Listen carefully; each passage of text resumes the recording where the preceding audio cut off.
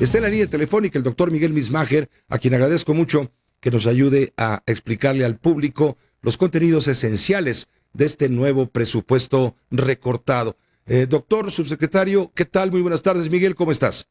Muy buenas tardes, Pepe. Siempre con mucho gusto estar contigo y con tu auditorio. Al contrario, para que vayamos entendiéndole poco a poco, yéndonos a los puntos base, ¿cuáles son las prioridades que contempla este presupuesto diseñado, como lo anunció tu jefe, el secretario de Hacienda, con lo que llamaron base cero, que es un decir, porque gran parte del presupuesto, más del 80%, tú corrígeme por favor, está ya comprometido con programas que por ley tienen que cumplirse?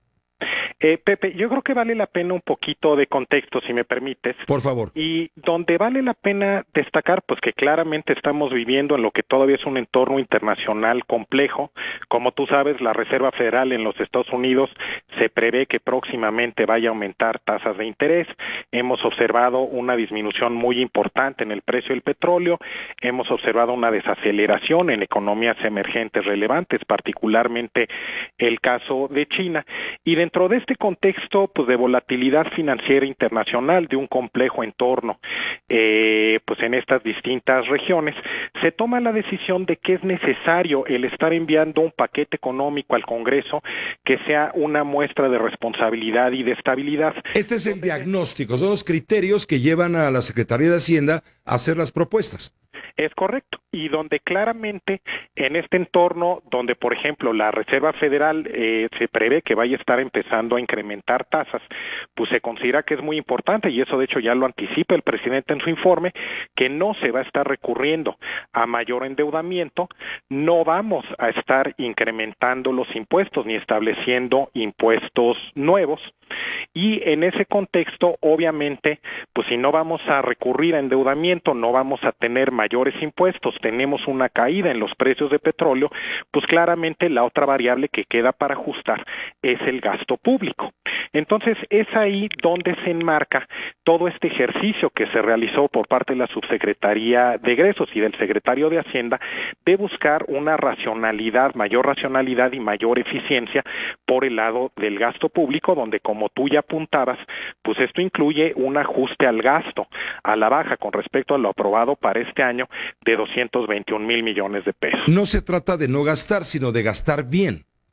Es correcto, y en ese sentido se da un ejercicio de revisión muy profundo por parte de la Subsecretaría de Egresos.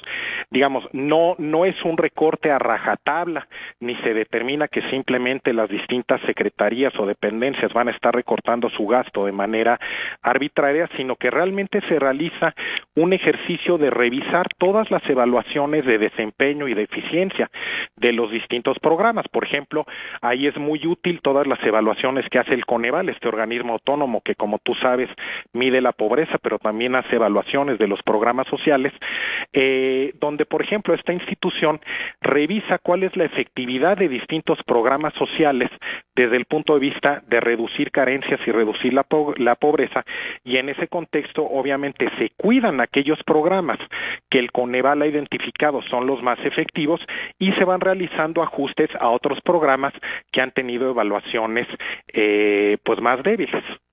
De acuerdo, pero la ley, Miguel, establece que ya hay un preetiquetado, es decir, que ya hay un presupuesto asignado. Por ejemplo, se me ocurre asignaciones o participaciones federales, dinero para los gobiernos de los estados y de los municipios, otros rubros importantes que no se pueden tocar porque están establecidos en la norma. Es decir, ¿cuánto le queda entonces para jugar, si me permites usar la palabra, al secretario, a la Secretaría de Hacienda para hacer recortes en el gasto, estos 200 y tantos mil millones que anunció el secretario de Hacienda que serán mochados con la tijera? Bueno, de hecho, Pepe, y es muy oportuna tu aclaración, el gasto total, de hecho, se reduce en 92,000 millones de pesos. Es una reducción más moderada que el ajuste de gasto que está teniendo que hacer en sí el gobierno federal en sus propios gastos. ¿Por qué? Porque, como tú mencionas, hay las participaciones que van en automático a los gobiernos estatales, eso es por una fórmula, eso no se puede recortar. Está el costo financiero de la deuda, donde obviamente pues tú tienes que cumplir con tus obligaciones financieras, eso tampoco lo puedes recortar de manera arbitraria, y por eso es que si bien la caída a nivel agregado no se ve tan fuerte, eso es porque, por ejemplo, estamos previendo que aumenten las tasas y sube el costo financiero, o porque las participaciones siguen teniendo una evolución favorable consistente con la reforma hacendaria. Eso implica que el gobierno federal necesita hacer un gasto aún más grande de lo que es la disminución en el gasto total, es decir, el gobierno necesita dar cabida a los incrementos que se están observando en estos otros rubros de gasto. Esto implica finalmente, y esto te hago la pregunta porque preocupa a la gente que trabaja en el esquema de la burocracia federal, preocupa saber si va a haber recortes de personal, sobre todo entre los burócratas eventuales, o bien que cobran por honorarios, o bien que trabajan de confianza. Me refiero porque, pues, al recortarse programas, se recortan, claro, los que los operan. Pepe, ahí desafortunadamente sí vamos a tener que hacer, y sí se está incorporando un ajuste importante en todo lo que son los gastos de operación. ¿De qué tamaño, Miguel Mesmacher? Mira, el ajuste en cuanto a las plazas, básicamente de eventuales y de honorarios, estamos hablando de una disminución de alrededor de 15,000 plazas, pero también se están contemplando otro tipo de ahorros. Por ejemplo, la subcontratación de servicios con terceros se estará reduciendo en 22%, materiales para la operación de las oficinas gubernamentales 47%, servicios de telecomunicaciones se estarán reduciendo en 60%, es decir, de manera complementaria a esta selección de programas mejor evaluados que se protegieron y peor evaluados que tienen ajustes, también se está haciendo de manera transversal un ajuste para reducir los gastos de operación en todo el gobierno federal. Pues sí, va a resultar gente afectada de manera directa, dices 15,000 trabajadores eventuales, y también de manera indirecta, además de que no va a crear el gobierno nuevos puestos de trabajo.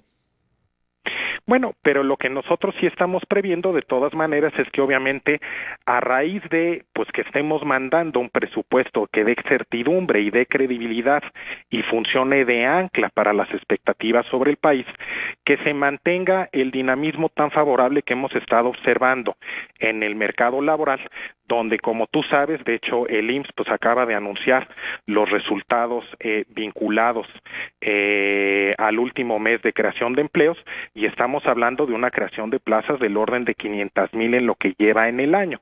Entonces, en ese sentido, lo que es muy importante es preservar esas condiciones que sean conducentes a un crecimiento de la economía, al crecimiento del empleo, más que el estar poniendo en riesgo esta situación macroeconómica simplemente por no querer apretarnos el cinturón. Toda esta información la puede consultar abiertamente cualquier persona interesada y que tenga el tiempo y la capacidad para entenderlo bien. Lo puede consultar a través de Internet, una página que ha abierto la Secretaría de Hacienda que se llama transparenciapresupuestaria.gov.mx, www.transparenciapresupuestaria.gov.mx. Y al asomarnos a esta página que ustedes ponen al alcance de la transparencia, claro, del público y de la consulta, hemos visto algunos detalles importantes. Por ejemplo, algo que quizá nos pudieras explicar, Miguel Mesmacher, con mayor claridad. ¿A qué se refiere la Secretaría de Hacienda cuando anuncia el adelantamiento de 2 años de la liberación del precio de la gasolina y el diésel? Sí, Pepe, como tú sabes, como resultado de la reforma energética, se plantea que nos vayamos moviendo hacia un mercado ya completamente abierto para los combustibles, con plena competencia, como es el caso en la gran mayoría de los países del mundo.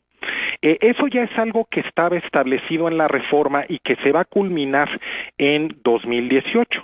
Como parte de este proceso, pues se han venido estableciendo distintos hitos. Por ejemplo, el 1 de enero de 2016 vamos a poder tener estaciones de servicio que no sean franquiciatarias de Pemex. El 1 de enero de 2017 se va a abrir el mercado para que se hagan importaciones de combustibles, y en este periodo de transición lo que nosotros estamos proponiendo es que ya, para que el público se vaya familiarizando de manera gradual con un mercado ya competitivo y libre de combustibles, el que podamos empezar fluctuaciones referenciadas o vinculadas al precio de referencia internacional, claro, dentro de una banda todavía para evitar fluctuaciones abruptas.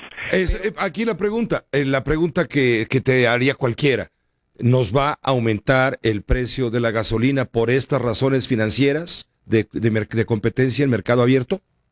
Mira, en realidad lo que deberíamos estar observando es que como resultado de la competencia tengamos mayor eficiencia en todas las partes de la cadena, la parte de importación, la parte de refinación, la parte de transporte, competencia entre estaciones de servicio. Entonces eso obviamente se deberá de ir reflejando poco a poco en menores precios al consumidor. En menores precios. Entonces, ahora, obviamente eso dependerá también de qué pase con el precio de referencia internacional, pero el puro hecho de fomentar competencia, eso debe de contribuir a que observemos disminuciones de precios. De hecho, si tú te recuerdas, este año ya pasamos de un esquema de precio único a un esquema de precio máximo, que de hecho ha llevado a que ya algunas estaciones de servicio, todavía no las suficientes, pero sí ya algunas estaciones de servicio hayan empezado a competir entre sí y empiecen a ofrecer precios por debajo de esos precios máximos de los combustibles. Creo que queda claro, a mayor competencia, mayor beneficio para el consumidor, habrá competencia efectivamente para que la gente adquiera el combustible en donde mejor le convenga económicamente y también con base en la calidad del producto que ya vendrá, no solamente de Pemex, como ha ocurrido a través de la historia reciente, el siglo pasado y lo que va de y ya vendrán otras empresas, dices el 1 de enero del 2017, a ofrecernos gasolina, no sé, Exxon o Shell o cualquier otra marca, Texaco, ¿no?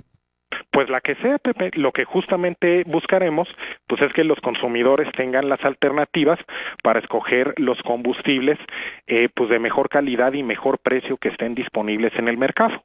Ahora, respecto al tema de las deducibilidades, con objeto de estimular el flujo de dinero en el mercado interno, un asunto reclamado por los empresarios en no pocas ocasiones, buscar que la Secretaría de Hacienda no les cobre demasiados impuestos, sino que les permita, en algunos casos que tienen que ver con temas laborales, en fin, tener mayores deducibilidades. ¿Qué contempla el paquete 2016 en ese sentido? Pepe, aquí vale la pena enfatizar, mucho se ha mencionado en medios de reuniones que hubo con el sector empresarial, pero creo que vale la pena enfatizar que tuvimos reuniones con pues distintas organizaciones no gubernamentales, representantes de distintos tipos de sectores, sector agropecuario, pequeñas y medianas empresas, etcétera. No nada más estamos hablando de reuniones con el sector empresarial. A lo largo del año pues estuvimos escuchando distintos comentarios y sugerencias. De ahí se deriva una serie de medidas enfocadas a promover la inversión y el ahorro, donde, por ejemplo, para promover la inversión se está proponiendo la deducibilidad inmediata de la inversión, pero enfocada en las pequeñas y medianas empresas. Aquí algo que es muy importante es que diseñamos estas medidas como medidas que tengan efectividad, la mayor efectividad, pero que no pongan en peligro los ingresos tributarios. Es muy importante que esos se preserven sólidos en un contexto de menores precios de petróleo, pero bueno, se propone, por ejemplo, la deducibilidad para las pequeñas y medianas empresas, para las cuales típicamente tienen menor acceso a financiamiento, y es justamente ahí donde va a ser más efectiva la medida de otorgarles la deducibilidad inmediata de la inversión. Lo hacemos también para dos sectores muy importantes desde el punto de vista de la competitividad nacional, que son el sector de energía y el sector de infraestructura de transporte, que tienen un impacto transversal sobre los costos de producción de toda la economía. Establecemos también unos estímulos para la reinversión de utilidades, y después, por el lado de la promoción del ahorro, estamos, como tú sabes, hace 2 años se estableció un tope global a las deducciones de las personas físicas. Sí. Estamos sacando de ese tope global todo lo que sean aportaciones a cuentas de ahorro de largo plazo, cuentas complementarias de retiro, de tal manera que a los contribuyentes para estos conceptos ya no les muerda ese tope global, eso con el incentivo de fomentar el ahorro en la economía, y también estamos realizando algunos ajustes a la tasa con la cual se les retiene a quien tiene cuentas de ahorro, un ajuste a la tasa a la cual se les retiene el pago de impuestos para que refleje de manera más apropiada los rendimientos reales que realmente estamos viendo en la economía. Esto es un beneficio para los ahorradores. Es correcto. Miguel Mesmacher, por último, a reserva de que, bueno, esto da para mucho más, pero a grandes rasgos también dentro de lo observado en el contenido del paquete económico, el gasto para desarrollo social va a significar el 61.7% del presupuesto. Es para favorecer a la población más vulnerable. Bueno, y cabe notar que este gasto social incluye, obviamente, pues el gasto en salud, como tú sabes, el seguro popular, el gasto de la Secretaría de Salud, el gasto en educación pública, el gasto en el combate a la pobreza, y justamente, pues en estas áreas de gasto, en todos aquellos programas que están bien evaluados, se está teniendo justamente mucho cuidado para no estar afectando a la población más vulnerable.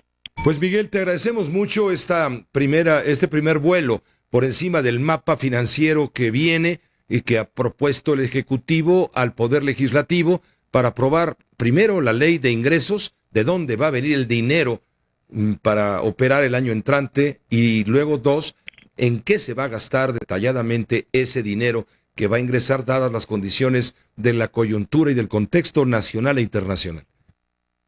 Pepe, con muchísimo gusto y a la orden para todas las veces que necesites que platiquemos para cualquier clarificación. Pues la gente misma te hará las preguntas y nosotros nos serviremos como intermediarios, si la audiencia nos lo permite, con ustedes la autoridad.